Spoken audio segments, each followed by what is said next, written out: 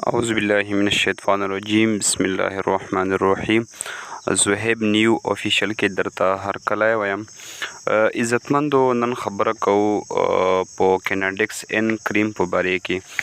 هغه ملګري چې د مخ دپاره دنیا دوايانې ډیټول او دینه علاوه که کریمونه او داسې آینټمنټ شولو دا استعمال کړي دي خو څه فرق ورته نه ده راغلی.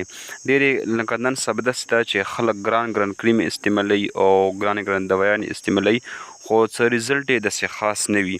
هغه ملګري چې په مخ یې دانې وي او داغونه وي یا دې نه علاوه که خارش وي ورباندې او هغه انجکشن یې هم لګولی دي ډاکټر پسې هم لاړ ده خو څه فرق ورته نه ده شوی، نو راشه یو ځل صرف کیناډیکس ان کریم استعمال کا. دې سره به ستاسو دانې داغونه او نور چې کوم خارش مسلې دي دا به ورسره هم ختم شي.